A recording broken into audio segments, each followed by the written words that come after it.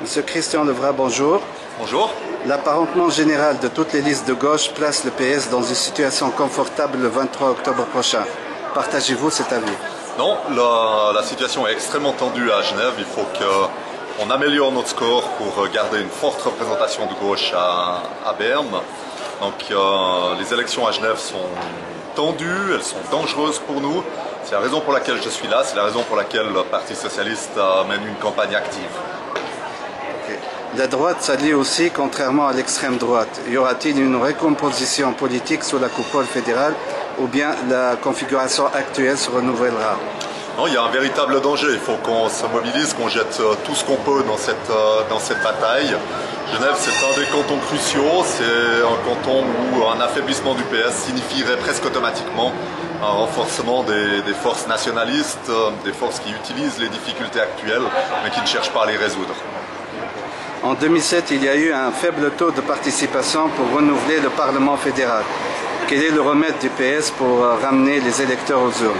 Bon, c'est clair, c'est aller à la rencontre des gens, aller dans la rue, aller vers eux. Est-ce que le Parti socialiste a une solution miracle pour contrer l'insécurité croissante à Genève?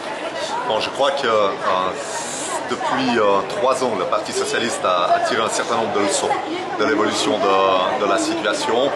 Il a notamment tiré des expériences pratiques positives de ce qui s'est passé à Berne, à Zurich, où on a connu une situation d'insécurité comparable à ce qui se passe aujourd'hui à Genève. Et ça, il a su y mettre de l'ordre. Mais pour ça, il faut partir sans a priori. Il faut utiliser toutes les solutions qui sont pratiques, qui permettent d'obtenir des résultats. Miser sur la prévention, miser sur la répression, miser sur une forme d'accompagnement, un aménagement de l'espace public qui permettent aux gens de vivre ensemble sans devoir craindre pour leur sécurité. Donc je crois qu'il faut une approche plus réaliste. La droite, un peu doctrinaire, un peu idéologique, a fait la preuve de son échec à Genève. Les mesures prises dernièrement par le Conseil d'État sont-elles suffisantes? Bon, je pense que les mesures doivent être prises. La première pour moi, c'est de renforcer les effectifs de police, de faire en sorte qu'on ait davantage de police visible, de police de proximité. Dans la plupart des cantons, c'est les socialistes qui ont demandé de renforcer les effectifs de la police au cours des dernières années.